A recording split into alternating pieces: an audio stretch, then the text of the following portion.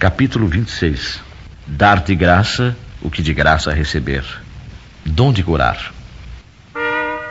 Curai os enfermos, ressuscitai os mortos, limpai os leprosos, expeli os demônios. Dai de graça o que de graça recebestes. Dai de graça o que de graça recebestes, disse Jesus aos seus discípulos. E por esse preceito estabelece que não se deve cobrar aquilo por que nada se pagou. Ora, o que eles haviam recebido de graça era a faculdade de curar os doentes e de expulsar os demônios, ou seja, os maus espíritos. Esse dom lhes fora dado gratuitamente por Deus para alívio dos que sofrem e para ajudar a propagação da fé. Ele lhes diz que não o transformem em objeto de comércio ou de especulação, nem em meio de vida.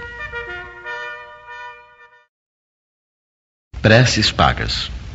Estando, porém, ouvindo todo o povo, disse Jesus a seus discípulos: Guardai-vos dos escribas que querem andar com roupas talares e gostam de ser saudados nas praças, e das primeiras cadeiras nas sinagogas e dos primeiros assentos nos banquetes, que devoram as casas das viúvas, fingindo largas orações. Estes tais receberão maior condenação. Disse ainda Jesus: Não façais que as vossas preces sejam pagas. Não façais como os escribas que, a pretexto de longas preces, devoram as casas das viúvas, o que quer dizer, apossam-se de suas fortunas. A prece é um ato de caridade, um impulso do coração. Fazer pagar aquelas que dirigimos a Deus pelos outros é nos transformarmos em intermediários assalariados. A prece se transforma então numa fórmula que é cobrada segundo o seu tamanho. Ora, de duas uma: Deus mede ou não mede as suas graças pelo número das palavras. E se forem necessárias muitas, como dizer apenas algumas ou quase nada por aquele que não pode pagar? Isso é uma falta de caridade. E se uma palavra é suficiente, as demais são inúteis. Então, como cobrá-las? É uma prevaricação. Deus não vende os seus benefícios, mas concede-os. Como, pois, aquele que nem sequer é o seu distribuidor e que não pode garantir a sua obtenção, cobra um pedido que talvez nem seja atendido? Deus não pode subordinar um ato de clemência, de bondade ou de justiça que se solicita de sua misericórdia a um determinado pagamento. Mesmo porque, se o fizesse, o pagamento não sendo efetuado ou sendo insuficiente, a justiça, a bondade e a clemência de Deus ficariam em suspenso. A razão, o bom senso, a lógica nos dizem que Deus, a perfeição absoluta, não pode delegar a criaturas imperfeitas o direito de estabelecer preços para a sua justiça, pois a justiça de Deus é como o sol, que se distribui para todos, para o pobre como para o rico. Se consideramos imoral traficar com as graças de um soberano terreno, seria lícito vender as do soberano do universo? As preces pagas têm ainda outro inconveniente. É que aquele que as compra se julga, no mais das vezes, dispensado de orar por si mesmo, pois considera-se livre dessa obrigação desde que deu o seu dinheiro.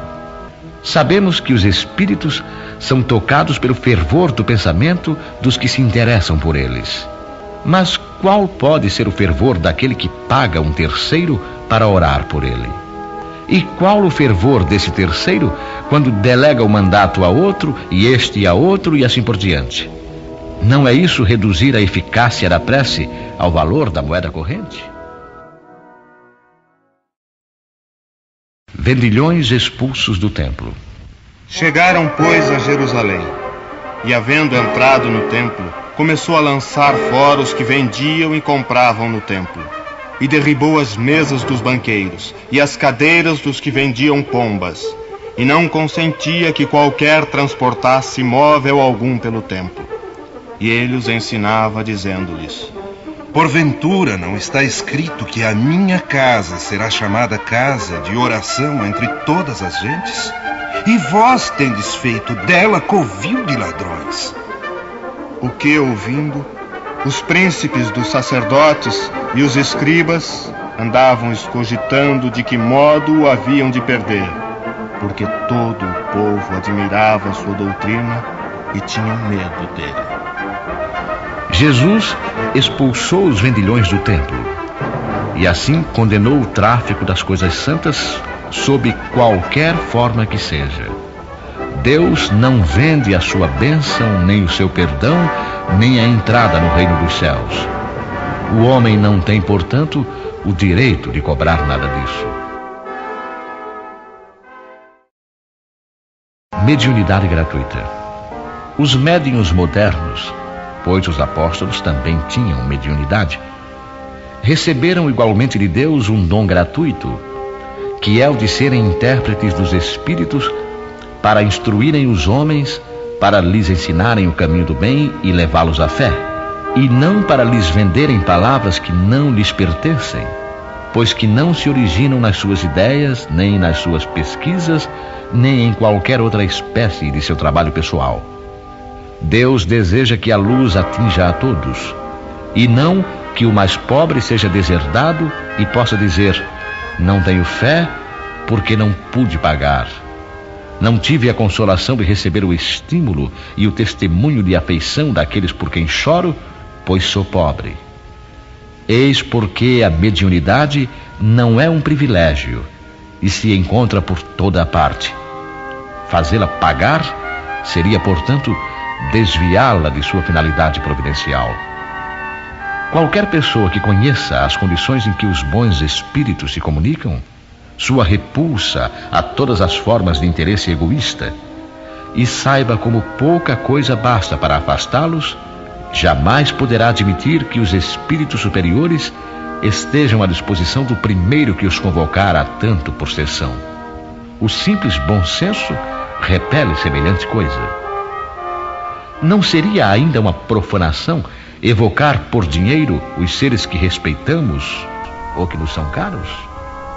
Não há dúvida que podemos obter manifestações dessa maneira, mas quem poderia garantir-lhes a sinceridade? Os espíritos levianos, mentirosos e espertos, e toda a turba de espíritos inferiores, muito pouco escrupulosos, atendem sempre a esses chamados e estão prontos a responder ao que lhes perguntarem sem qualquer preocupação com a verdade. Aquele, pois, que deseja comunicações sérias, deve primeiro procurá-las com seriedade, esclarecendo-se quanto à natureza das ligações do médium com os seres do mundo espiritual.